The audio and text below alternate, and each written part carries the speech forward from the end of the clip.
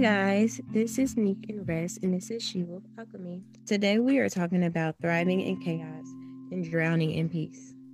Yeah. So I was on Instagram and I came across this post that said, some people survive in chaos and that's how they grow. And some people thrive in chaos because that's all they know. And when I saw this, I really was like, wow, that's really beautiful, but also absolutely terrifying.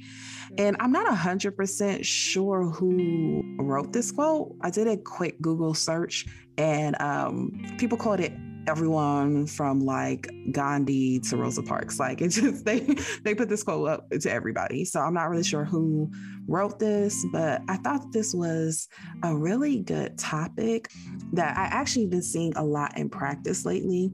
People who thrive in chaos, people who feel like when things are quiet, when things are calm, it almost feels like they're drowning. They don't know what to do with that calmness.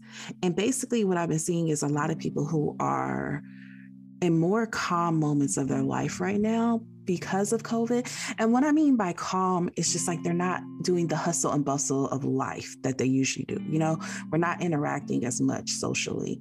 They are not out as much, even though I'm in Atlanta and people don't seem to know COVID is a thing. I'm still seeing a lot more people who their life has slowed down a lot more and they've been having to sit with themselves a lot more. And it's kind of been creating like a panic. And while this could be an opportunity for peace for some people, I'm seeing a lot of people kind of self-sabotage and instead like choose violence instead. Like, even though this could be a moment of peace, they're like, all right, well, let me create some violence. Let me create some chaos because I don't know what to do with this amount of peace. So that quote that I said at the beginning, Neek, what does that quote kind of mean for you? I think that it kind of means like for me, because even like when I go on my self-care things, or even when if I get a massage, I'm laying there and I'm thinking about everything else that's going on. Or if I have time to myself, I really can't calm myself down sometimes and just enjoy it. I'm like thinking of what do I have to do? What is some things I have to do? But then when I'm staying busy, I don't have time to think. So it's just like, I think I'm better. You might think you're better because you're doing stuff. But it's when I do have that quiet time, it kind of freaks me out at times. So for me, thriving in chaos is very familiar. Like even when I would get a massage and it's so quiet, I'm thinking about everything I have to do next. And things I have to do next. Or if I have a long time, I'm not thinking about my emotions. I'm not thinking about my feelings. I'm thinking about what is something I need to get on this to-do list that it's not even real to do. It is a to-do list, but sometimes you can sit and be peaceful. But when I'm like busy doing all these different things or going about just things that don't really might not need to get done, I don't have time to think. So it could be like more peaceful because you don't have the time to think. But then when it's silent, I have too much time to think and I get overwhelmed with the thoughts of things that I have to do. So that's the things that I thought about while listening to you talk about it. Yeah, no, that's definitely kind of where my mind went as well with that, because like you, I do not know what to do with myself when I have time off, when I have a break. Like you, when I go on vacation, at least 50% of my vacation is me worrying about something not currently happening. Me kind of sitting there and be like, okay, and when I get back home, I got to do this. I got to do this. Did they? Oh, I know I left them a message. Maybe I need to just check my email. I thought of it from two sides. I feel like there's an extreme side to it, and then there's a less extreme version of this. I feel like on the extreme side, I'm thinking more about those who like choose chaos, choose drama. Their whole life is like a telenovela, but it doesn't necessarily have to be. But it's like chaos is all they know. Whether that's conscious or unconscious, they can't help but to invite drama into their life all the time. And it's like, there are several points in their life where you're like, hey, there was some stability right there. You didn't have to choose violence, but they did. And they did with vengeance. So I think about those. But then on the less extreme side, I think about those who kind of like what you were talking about, which you relate to and I relate to, which is those who just don't really know how to be still. those who feel the need to fill their life with stuff. And when I say stuff, I'm not even talking about like material stuff, but with things. They have to constantly be doing something. They constantly be worrying about something. These are those who never really take a vacation break, or that work and work and work and work. And then once they get done working, they figure out another project that they can work on. These are the type, yeah. These are people that don't really just, again, they don't know how to be still. And I think with both sides, the extreme and the lesser version, it's people who kind of probably grew up in this, like people who either grew up in drama, or people who constantly grew up constantly with issues, things constantly changing. It might have been, parents divorced, or there was DV in the home, and then parents were divorced, and then there was struggle financially. And then there was various boyfriend and girlfriends in and out the home that caused constant chaos. And there was troubles in school. Then it was being bullied. Then it was being picked on. Then it was like they constantly had stuff going on. And that was on the more extreme side. But even with those who were like, maybe they were constantly moving, maybe they were constantly put in activity after activity because, parents worked too much, and it was like either get a babysitter or put them in 5 after school activity clubs. And so they never really learned to rest, things like that. They just, in their childhood, they never really were taught that, hey, you can be comfortable doing nothing. And so now as an adult, it's like you feel uncomfortable when you aren't anxious, because anxiety is all you know. Constantly doing is all you know. So with that said, do you relate to any of that? I think it is. I mean, I do relate to it. Being like anxiety is all that I know, and that when I'm calm, it doesn't seem familiar for me for real. But I want, like, I think we talked about it before when I said self-care is kind of hard for me because I don't know how to slow down. And I don't think I know how to slow down altogether, probably since I found out I was pregnant. Ever since then, I don't even know when the last time I slowed down and just like, I'm going to slow down. Because I'm either planning the next thing that I'm going to do with my daughter, or then after, her dad passed, it was just like planning the next thing to do for us. Like, okay, I'm going to move out of my parents' house. I'm going to do this. I'm going to do that next thing. And I don't really feel like I ever slowed down. Or I was just trying to do it to not grieve. And so now I think I'm off of the grief part, but I still sometimes don't feel like I slow down. So, but I'm just now getting into the point like, you know what, you got to slow down. Because it's sad to me that I cannot sit in quietness without about to go crazy. Or trying to figure out why I can't just be quiet, you know what I mean? So, yeah. I relate. Yeah. Same thing. I just want to throw in, I think people who are in caring or helping people type professions, I think it's just harder for us because even when I do like CEUs for my licensure, there's always a bunch of free CEU classes on self-care. And it's always, I feel like I'm always being hounded with messages. Even when like I worked at the hospital, there would be all these like posters of like, hey, self-care, please remember to not burn yourself out. Sign up for extra hours underneath here. You're like, do you want me to sign up for extra shifts, or do you want me to have self-care? But I think that's a part of it. I think a lot of people that go into those type of professions, it's hard because you feel the need of service. And when you're a person who feels called to service other people, there's always work that has to be done. And so it's kind of hard if you don't grow up with those type of boundaries already set in place, or you just naturally are a person that has, real strong boundaries. I think for just people in general, those type of fields, it's really, really hard to practice self-care in general, which is another reason why I'm big on promoting meditation, because meditation requires you to still your mind. And the more you meditate, the more comfortable you get with quietness, the more comfortable you get with being by yourself, the more comfortable you get with stillness. I know one time I had started to meditate, and that's when I was like, oh, it works for me. Like that at a time. And I felt so much more calm and peaceful. I will usually meditate while either I'm laying like in my room, or even I can meditate. I don't know how to say things. I was meditating like when I would take a bath, because it was like she'd sleep. I could just think about stuff and I could meditate, or I would do guided meditations at that time. And I got out that tub feeling so peaceful. Yeah, it's like it takes some time. When I haven't done it in a while, it takes me a while to get back into it. But once I get in my groove, it there's a difference. Like if it's not working, don't give up. One day it's just gonna click. One day it's just gonna click. And it's not like this magical feeling, you're not floating in the air, but all of a sudden you realize, oh, wait, my mind was clear. My mind was clear. And you'll just notice you're walking through your day a lot calmer. You'll notice that when you're stressed, you'll go back to that meditation and it will kind of just relieve that stress. It doesn't mean that problem went away or anything. It's just like, but now I feel I can handle it. Now my mind feels clear. My mind does not feel like it's running on caffeine. Right. So for me, yes, I definitely relate to a lot of that. I constantly fight the urge to fill my time with stuff and doing things. Kind of like you, just was used to anxiety for so long.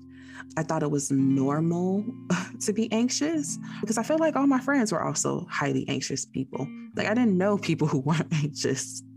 I wasn't until like I was in my late 30s that I met, I became surrounded by people that were just like, anxiety and you feel it all the time. Like that's just not when a little thing happens. Like, no, this is life. What are you talking about? That was just like, I was very much a grown person when I realized that. And I constantly was just filling up my time with stuff. So I really didn't have free time. Even when I had free time, if I wasn't doing something, I was worrying about something and I felt overwhelmed. And that was pretty much my whole 20s. Like that was my whole 20s. That was my whole teenhood, definitely. But that was definitely like my whole 20s. And I had to force myself to get to a point where I'm comfortable doing nothing. And it's still a struggle for me right now. It's something that I'm constantly having to work on.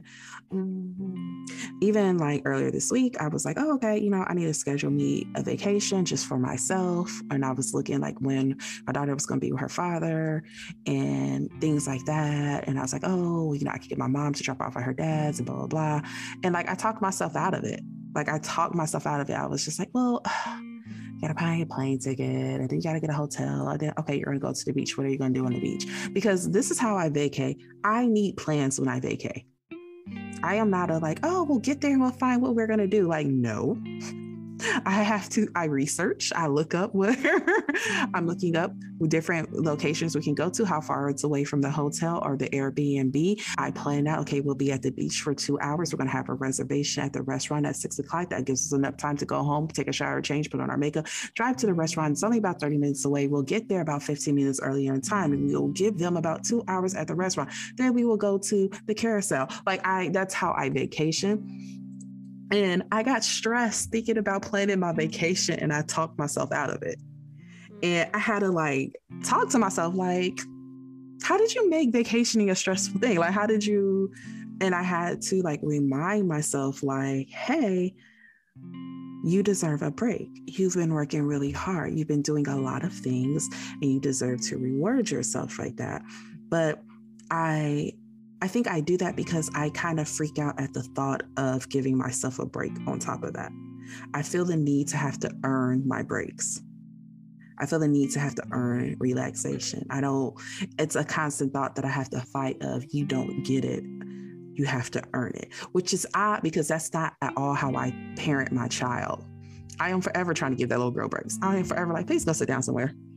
Please, where's your books? I try meditation with her. I try all sorts of things like that with her. And it's something that I am it's so different than how I grew up, but it's definitely something I can relate to because it doesn't feel normal to me. So this is probably last year was probably the first year where since probably I was a teenager, I regularly buy books that I read just for pleasure. And I'm a reader. I love reading. And let me just be clear. I love reading, but I love reading things that interest me. I feel like when I say things like that, I love reading, people be like, oh, so The Great Gatsby. And I'm like, girl, I don't read that shit. I read, no, I'm reading stuff that interests me. I will say, shout out to my high school. The high school I went to, they were really big on, a lot of people are neat. They had to read quote unquote American classics like The Great Gatsby. They had to read Catcher in the Rye and stuff. I went to a school that was big on diversity. So like our classics that we had to read was like Invisible Man. Okay, we had to read book by Hispanic authors. We had to read Don't Get Healthy, I think was one of the ones we had to read. We had to read by Indigenous authors and stuff like that. Like we had to read books that we're like, these are classics that does not represent the white heterosexual male perspective. Or even the white heterosexual female perspective. They wanted to give us diversity. Right? You're going to read some Black authors, you're going to read from some Indigenous authors, you're going to read from some Hispanic authors, you're going to read from some gay authors, James Baldwin, you're going to read from some, so I love that. But anyways, with that said, like for a long time, even though I love to read, I used to read because I thought I had to, because I had to. I grew up in a house where I had to read a lot.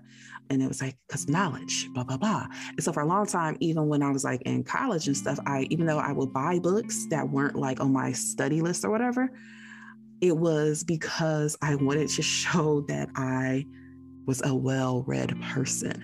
So it wasn't really until last year, for the first time in a long time, that I bought books where it was like, not because I wanted to discuss it with folks or so I could be like, oh, I read this book.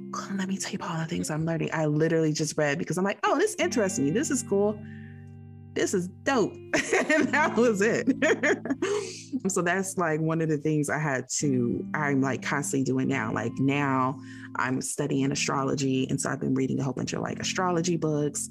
I've been doing little things like that, where it's just like, this is just for me because I enjoy it and I relax and there's no pressure on an outcome type of thing. So with both the extreme and the moderate side, why does this happen? Why do you have people who do not feel comfortable at peace? They do not feel comfortable in stillness. So then one reason is that that's all that person knows. They grew up in very stressful environments. They grew up in high chaotic environments, high anxious environments that kind of became their comfort zone. Even though they hate it, even though they hate feeling anxious, they may hate feeling stressed, that's all they know. And when you take away that anxiety, that stress, it feels odd to them and they don't know how to function in that. Right. In my family, it wasn't like chaotic, but I think it's just like we have a lot of anxiety and stress. Not stress, just anxiety. My grandma has a lot of anxiety, so I grew up having anxiety. Like they were always saying, like, Johnny just holds up so much in, or Johnny's always worried about stuff. But I'm like, yeah, I understand that. I don't know if it can be like generational or what. But like my mom has anxiety, my nana has anxiety, so of course I had it. So it's hard for me to not thrive in it or just think it's normal. I didn't try to get help for it until I got older, but it was just something that it was just it. And then we were always busy. Like people say all the time, like, you travel way too much, or you always want to go. Like that's all I knew. Like, I mean, it's good that we travel, but we did do it a lot. So it's just like, this is what I know. Like we don't sit down. We just keep going. We keep going places every weekend. There's nothing wrong with that. But in actuality, you need to have some time to breathe. So it's just all I know. It wasn't bad things that we were doing, but we always stay busy. Like if we're not traveling, we're doing family things, we're doing family outings, we're going to different places. So we never like really sat down and just kept quiet a lot. Because I think my mom worked nights, so when she's off, she wants to do stuff, and that's fine. But it was just, we're always just busy doing stuff. So when I have a journey, I do all these things, go to all these places. Because that's how I know how to show love, or that's how I grew up doing things. And I'm glad that I got the culture, and I'm glad I got to do things. But sometimes you might not know how to sit in quietness or peace because you have always been used to just doing something. Yeah. And I think that is one of the things as well, is understanding that it doesn't necessarily mean that like chaos meant there was bad things going on in your family or they were doing bad things. No, sometimes it was just normal things that people are not normal things, but it was just things that no one knew that's how it would affect you. No one knew like constantly on the go would then create an anxiety for you when you're not. I think that's how it is with a lot of us. I feel like recently I've met a lot of clients who have certain things. And then when you're like, okay, well, what was childhood like? And you're like, do you think that's connected to childhood? They get really offended and they're like, no, my parents were great, blah, blah. No, a lot of us had great parents that did things that weren't bad things. It's just that's how our personalities took it on and kind of reacted to that thing. They didn't know that was going to happen. We didn't know that was going to happen. It wasn't a bad thing. It's just that's what happened. Yeah. Kind of like with you, mine was definitely a childhood thing. I had a lot of anxiety growing up. I just had a lot of stuff going on in my life. And again, my parents, I have amazing parents. My mom and I have amazing mom and stepdad. My mom and stepdad are amazing people who tried the best they could. But because a lot of stuff, because I had so much stuff going up, I think it's why it was a learning process for me to learn, hey, and then when things are just still, let things just be still. From like the ages 7 and up, like when I was about 6 or 7, my parents divorced. I moved to another country where I didn't speak the language. It was the first time that like race became a factor to me. Because when you're 6 or 7, unless someone specifically talks to you about race, that like Ashley's skin color isn't the same as yours, but you don't really think about it. It's not really a thing you're aware of. It's like, I know that's a thing. I don't understand why I need to acknowledge it. So around this time, though, because I had moved to another country, in the area I was living, there wasn't a lot of Black people. And anyway, race became a thing for the first time. And then no one actually talked to me about it. So I was like 6, 7, trying to figure out, like, why are people mean to me? Why is the texture of my hair a conversation? Like, it was just like the first time this ever became a thing to me. I had to deal with that by myself. I was there with my biological father. And my biological father, he's not a nurturing person. He just doesn't have a nurturing personality type. So I really dealt with that on my own. And yeah, I just really dealt with that type of stuff that I was experiencing in school on my own. Then by the time I came back to the US, I felt so alienated for the first couple of years I was back because I missed out on a lot of cultural milestones. Like, I was living in Mexico. So at the time when I was living in Mexico, like, I was being introduced to like Shakira. Okay. I was being introduced to popular Hispanic acts and stuff like that. Of course they had Backstreet Boys and stuff like that and stuff I was aware of, but hip hop wasn't making it big down there at that time. So I knew Shakira. I was watching Friends. I was I was familiar with Backstreet Boys and NSYNC, but like a lot of Black cultural things, I was not exposed to because it wasn't like I could just turn on the TV. It was on UPN. It wasn't just on my regular TV station. I'm sure my dad could order a special package or whatever. But like, so I came back to the US and like, people was like teasing me because I didn't know about Martin. Like, people were like, there was a lot of Black cultural things that I had to catch up on years later.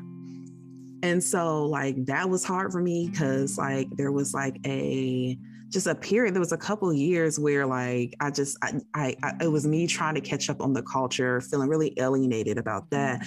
And then when I was around 12 or 13, my brother died. And when he passed away, of course, that changed a lot of things. That created a huge shift in my family. That was really hard on my mother. That was really hard on my stepfather. That was really extremely, extremely hard on my eldest brother, Earl. It's something that to this day affects him heavily, and my brother's been dead for almost 20 years now. And so it just created a huge shift that created a lot of stress. My mom had lost her sister around the same time she lost my brother. On top of that, my aunt passed very quickly. By the time we find out she had cancer, she passed very shortly afterwards. My mom was going through something in her career at the time. We had some financial issues and so forth go on. Like, it was just a lot of stuff. We went from, at one point in time, I was living in a house that had a 7-bedroom house with an indoor pool to having to go 2-3 years without Christmas, and I was young and I didn't really understand what was going on. No one also talked to me about that. So things like that, like, my parents were good parents. They did all that they could and they sacrificed so much. And like, one of the things I learned from my dad had a bachelor's degree, 2 masters. At the time, he had completed his course study for his PhD, but he was ABD, which means he didn't do his dissertation. But my dad did all that, and because of all the stuff that was going on, my dad could not find a job. My dad went and worked shoveling coal at a coal factory for 2 years with all that education. And that was something that to this day I remember with fondness, because I've always been like, and that's the type of man I want. That's the type of man I want to marry. Not my father. Lord knows I do not want to marry anyone. That's issues for me and my therapist. But I've always looked up to him for that. And I've always said that that's going to be the most important trait for me, is that a man who will put aside his ego and do whatever he has to do for his family. Because at that time, I remember having family members that was like, you got all this education. Why is he working because that was the only people that would hire him at the time. And he did that for 2 years, like no complaints or anything. He was like, but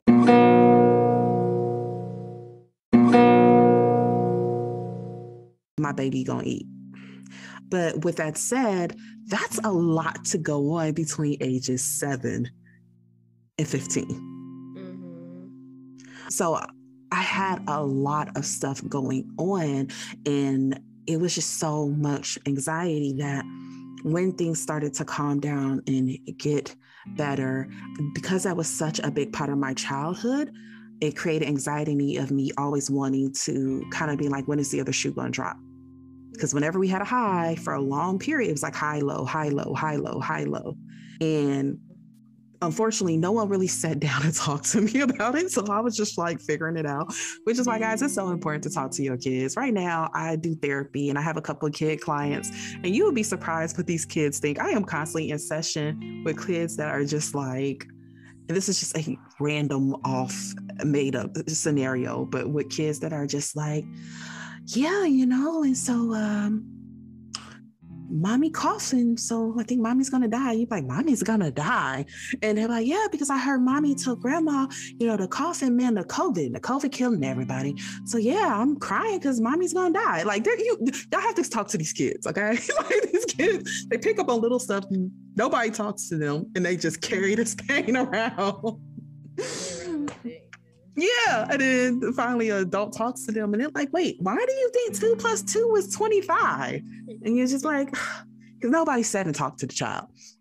Anyways, but that's kind of how it was for me, where no one really sat me down. And some of those things you can't really explain, but on top of that, like, I just was coming up with my own things. So it just created a whole bunch of anxiety for me. And it's also why it created detachment for me, why it became so easy for me to detach, because I was always in chaos, that it was like, either I am going to be so anxious that I can't function, or I have to learn to detach from my emotions in order to survive.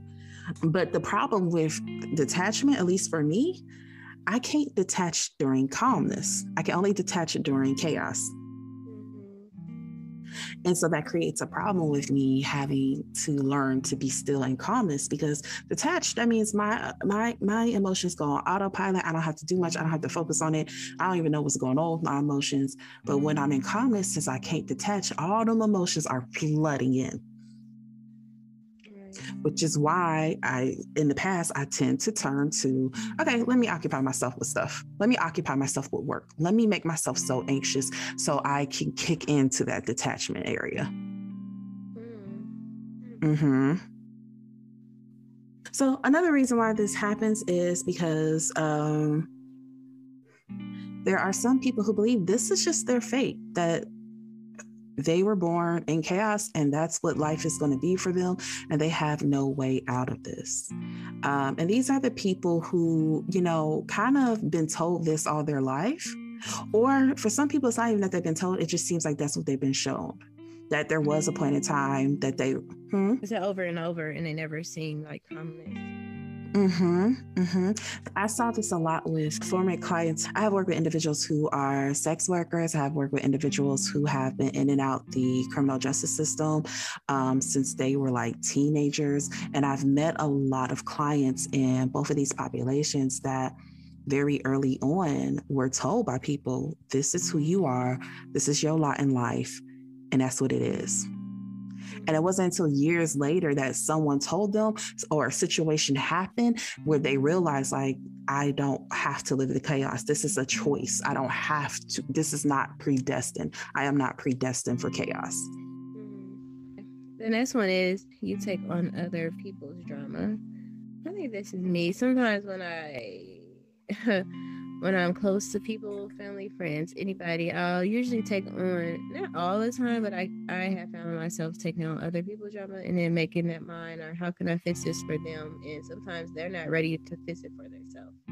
Like I had a friend that we were more close friends because we grew up together in church, and she was just going through a lot of things, but she had mental illness going on too. And I don't know how I just took it on, but that really burned me out. Like her mental illness and me trying to save her from herself. I recall this.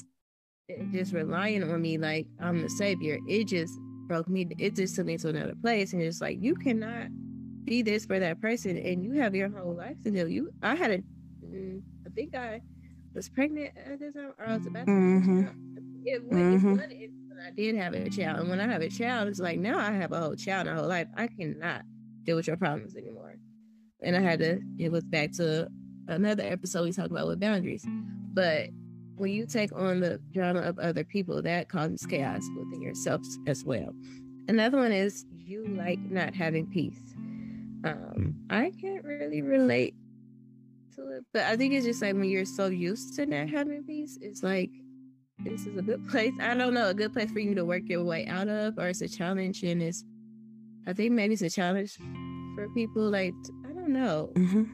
Well, I think with this one, you have those people who have confrontational personalities where they like drama. There are some people who like drama. There's some people who like aggression. There's some people who are hyper masculine that like disturbing the peace. You have those who are the menace to society, and they like being the menace to society.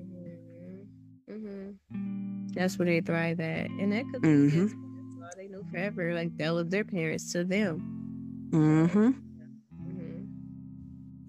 One of the other ones is that some people feel like the whole chaotic thing is their personality. Like, they think it's the thing that makes them exciting, that they always have drama, that's what they're known for. They're always in the midst of something. They're always in a mess. They're like, oh, I'm so chaotic. You see this sometimes with people. There was a period of time where it was like mental health was catchy. Like, people were using it for aesthetics. Used to see like all the time on the like, LOL, I'm so crazy. Like, people used to just post stuff about it all the time on Instagram and so forth. And not everybody, because don't get me wrong, like, I have a whole folder on my personal Instagram account that's nothing but mental health memes.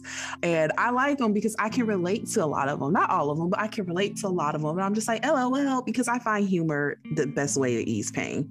So not all the time, but there definitely was a period of time where it felt like people were using mental illness as like aesthetics. Like, oh, I'm so crazy. Like, that's my personality. I'm just so crazy. I'm so chaotic. And this is really speaking to those people where it's like, that's all they know about themselves. And so they just embrace it. Like, they don't want to change because this is all they know about themselves, is that they're chaotic, that they're drama filled. And they think it's like, okay, well, that's what people know. So that's what I'm going to give people. And because it's their identity, they don't want to let go of it. Yeah, so for these people, it's like their identity is how they get notoriety, and they don't want to let it go because that's the only thing they feel like they can offer.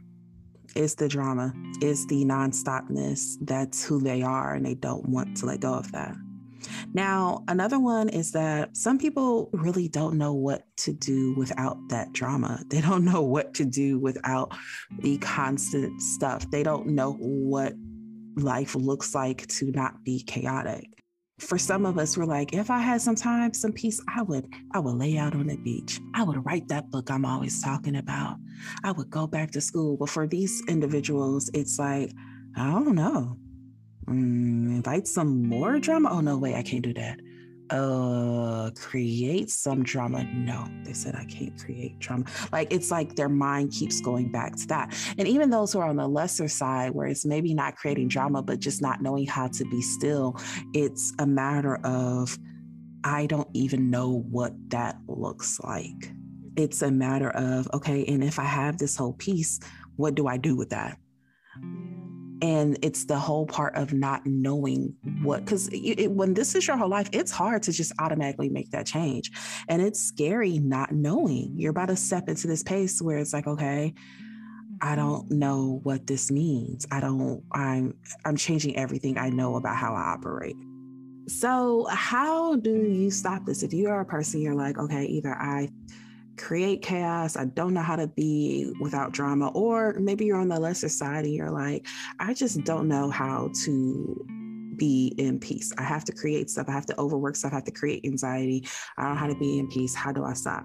Well, the first thing you do is be honest with yourself about the role you play in avoiding peace. This means be honest. Is it everybody? Is it the universe? Is it the world? Are you a victim of circumstances? Or do you have moments where you could actually just sit and try to focus on learning and meditate, and instead you call your ex? Is it that people just keep bringing stuff to you? Or is it a matter of you don't have boundaries, and instead of telling people, no, I have to do what's best for my own mental health, I can't be responsible for your decisions and your choices. And instead you are like, okay, and inviting that in when you literally did not have to. Yeah. Are you learning to heal and just go on your own life and focus on your greater good? Are you still stalking that woman's page? Like, what roles are you playing in this? That's a guilty thing. I know sometimes, it talks about, oh, I'm just bored, so I just text them. Or it's just like, okay, he was not bothering you, was not talking to him. So why are we thriving in that? Yes, that's honesty right there. Yeah. Oh, yeah. I especially think about this when there are people who keep getting back in relationships that were very chaotic. And I'm just like, but why? For 3 whole months, you did not have to get a lawyer. Like, why would we go back to that? Or you did not set anybody's furniture on fire. Wasn't that nice? Like, why do we keep inviting this back into our life? Right.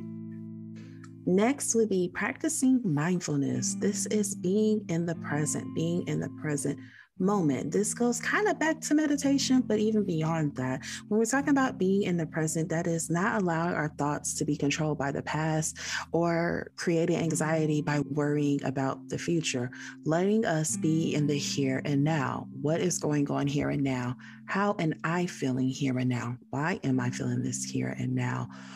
You can look up YouTube videos on mindfulness. There's lots of books and resources on mindfulness, but a great way to just start mindfulness is checking in with yourself and going, okay, what is going on now? These are the things I'm currently dealing with. How am I feeling about these things? Okay, why am I feeling this way about these things? What are my emotions on these things? And allowing yourself to just focus on now, those things happening in the present moment. And that will allow you to really kind of control some of that anxiety. Now, of course, this doesn't always help if you're in the middle of a very anxious situation. Practicing this mindfulness when you do have moments of stillness instead of filling up that moments of stillness with anxieties or with other things. The next one is actively ask yourself, why are you choosing to involve yourself in a situation before getting involved? I guess this can go back to my example where it's just like, that person may need my help, but is that thing bringing you chaos? Or if I do this, will this bring me chaos, or will this bring me peace? And then you don't have to even involve yourself in some situations. And I think that's where you're saying, where you're trying to face chaos, where you could just be relaxing and enjoy your peaceful time. I think that's what I'm trying to get from it. And just ask yourself before you do those things, what is this going to bring me out of? What am I getting out of this? Or does this person really need to get into this situation? Even need it? I 100% agree with that. I think kind of like we were saying with that earlier, where it was like, why do you keep getting involved with this person? Is it really because you love them? Y'all think y'all can work, or is it because you're bored? Is it really because like this is the love of your life? This is your twin flame, or is it because you miss having excitement? And sometimes it'd be like you said, why are we starting chaos? Like, a person's kind of not toxic, but kind of, and you're like, let me just call them back. No, so just checking yourself when it comes to that. And sometimes it's not even the person. Sometimes you are the toxic one. Like, let me stop interrupting that man in his healing journey. Let me stop disrupting that woman on her way to wellness. Yeah, that is true. That is true. And I've been on both ends of the stick, so yes. Yeah. Okay. Learning your attachment style, and does it need adjustment? I know attachment styles, and if they need to be adjusted. Sometimes you could be like dismissive or disorganized. It's all different. We're going to discuss them, but just learning what they are and what they mean. And does this work for you? And does this bring you peace, or does this bring you chaos? And working through that. Yeah. So if you go back to season 1, we kind of have one of our like first 2 or 3, 4 episodes. I can't recall right now. One of the first episodes we did was on attachment styles and enneagrams and personality tests and things like that. And when we talked about attachment styles, what we talked about is secure attachment. That is the attachment style that you want to have. This is the healthiest type of attachment you can have. And a lot of times people who struggles in moments of calmness are people who do not have secure attachment styles. Okay. People with secure attachments are people who grew up in environments that encourage trust in others. These are people who have a healthy view of themselves. These are people who are in tune with their own emotions, and they know how to manage their emotions in healthy ways. Now, there's 3 other types of attachment styles, and it really depends. Just let me put this out there. If you Google it, you might find a couple different ones. Like there's some that say dismissive, there's some that say avoidant, there's some that say dismissive avoidant, because over time, different psychologists over time have added words together or changed them around a little bit, but they're all pretty much the same thing. So I'm going to go with the ones that I'm familiar with, the ones that I studied, the way it was taught to me in school. So the other ones are anxious preoccupied, which is people who struggle with security. These people struggle with feeling insecure. They have a big fear of abandonment. They fear of being alone. These are people who kind of go into survival mode and the whole kind of like doing things out of just trying to maintain. Then you also have people with dismissive or avoidant attachment styles. These are people also with some insecurities, and these are people who are very anxious. These are the people who have that fight or flight response. Kind of like when a situation happens, they either gonna start a fight or they just gonna go ghost on you. They're just gonna disappear. These are people who are super independent, and these are people who have a lot of trust issues. And then you also have disorganized attachment, which these are people that have very chaotic inner experiences. Okay. These are people who typically in relationships, they have this push pull type of relationship where they want you, then you come back and they don't want you, then they beg for you back and they don't, and they on again, off again relationships. These are people that might have suffered with their self-image. All of our attachment styles stem from things that we learned in our childhood in relation to our relationship with our parents and our relationship with the world around us. By healing these attachment styles, we move to a healthy attachment, that secure attachment that I was talking about, and you move from inner chaos to inner peace. Now, I talked about this before. I really, for a long time, struggled with a dismissive, avoidant attachment style. That detachment I talk about all the time, the dissociation I talk about all the time, that's that fight or flight response. For some people, their response is to automatically go in fight mode. This is the people that always want to pick a fight, that always want to start something that's always aggressive, and you're just like, what? But then on the flip side, you have those who just emotionally detach, and then you're like, yeah, they were here, and all of a sudden, like, they are like really emotionally unresponsive, and they ghosted me, or they just, all of a sudden just stopped caring. That's that flight response. Also, that super independence. what goes along with that distrust. This is people who have maybe had their trust broken a lot of times in childhood. And it might not even be broken. It might just be they had a lot of things happen in childhood where it made them feel like I have to handle this if I want this to get handled. And it's not even necessarily that there's people that lied to them a lot or anything like that. It could just be they had a chaotic childhood. And so they felt the need to handle things because when they left things up to the world was just very chaotic. Now, there's tons of quizzes online you can do that will tell you your attachment style. When you learn about it, you learn these things and you learn to work on them. And I want to just say quickly, don't shy away from that word insecure. We hear the word insecure and we automatically think low self-esteem and you let people walk all over you. That's not me, blah, blah, blah. And I find that that's how people view the word insecure in its entirety, but it's so much more to that. When you have a weak boundaries, that's a form of insecurity. When you feel the need to go into fight or flight when responding to people about an emotional situation, that is also a form of insecurity because you're doing that out of a way to protect yourself because you don't feel like standing your ground in that and being true and vulnerable is going to turn out the way you want it to turn out. And so it's that the fear of vulnerability is a insecurity. I want us to get beyond thinking insecurity just has to do with relationships, just have to do with you let people walk over you or you don't think you're pretty. It's such a broader term than that. But once you realize, but figure out what your attachment style is. And then once you figure it out, there are tons of books, there's tons of websites, there's tons of podcasts and stuff that specifically talk about that particular attachment style and ways to heal it. Because once you start healing that, you will start healing your need for chaos. You will start healing your need to be constantly doing stuff, constant anxiety. You will be okay with peace and calmness because you have inner peace and you have inner calmness. So when you learn to express yourself, you learn to express your feelings, you learn to deal with moments of uncomfortableness, you learn self-assurance, you learn that yes, while everybody is not safe, not everyone is unsafe. You learn to trust yourself and you learn vulnerability does not mean self-destruction. That is how you move to the path of healing. That is how you move to the path of being okay with peace and quiet in your life. Now, a quick therapist trick that might be helpful to somebody out there is write yourself a letter.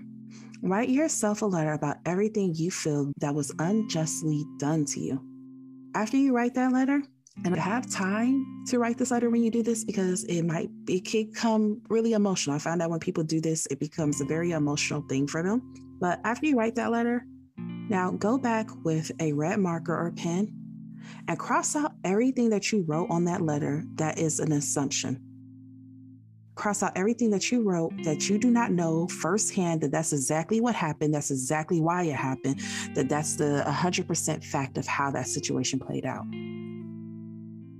For example, you might write, mother never loved me.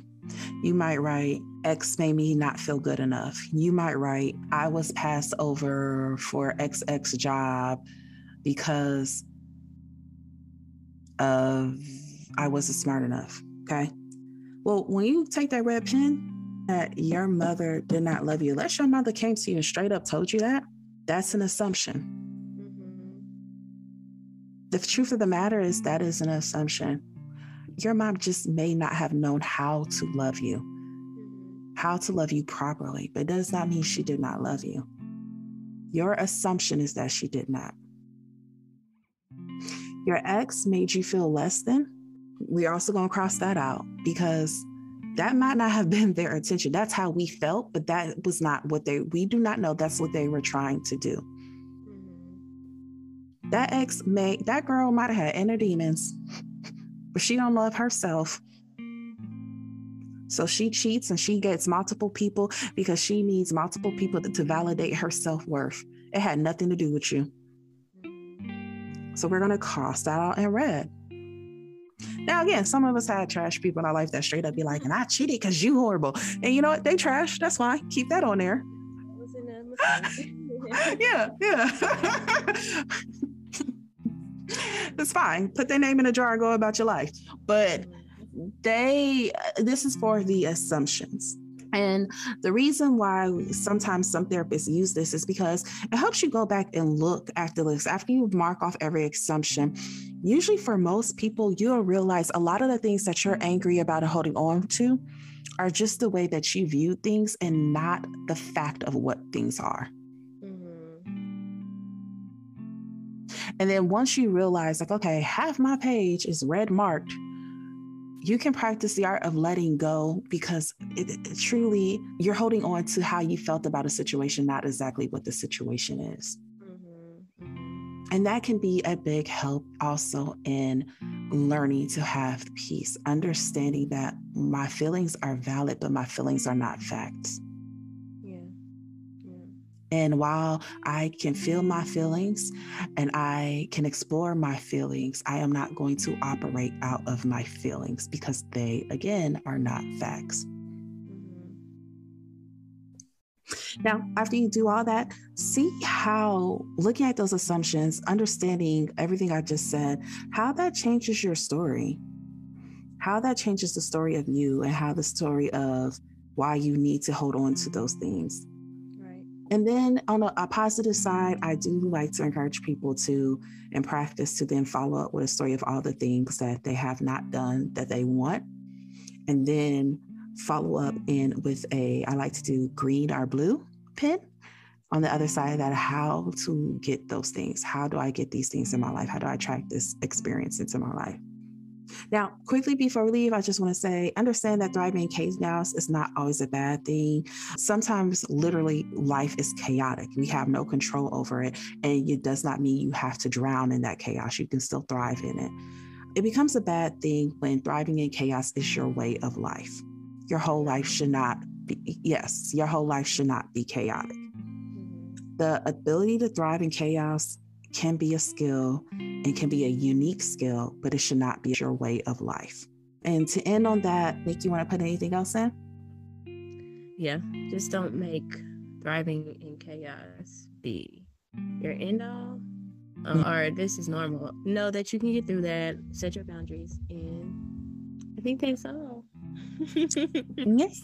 Alrighty, guys. So that is the end of our episode. Hopefully you guys really enjoyed, and we'll have a new episode for you next Thursday. Please don't forget, follow us on Instagram, She Wolf Alchemy. Like, comment, share the page, share our podcast with others. Also, leave us a review on Apple Podcasts if you can. If you got bad things to say, how about you keep those to yourself? Okay. All right. You know, I'm growing, but don't try me. And other than that, you will hear the sound of our voice with a new topic, new episode next Thursday. Bye.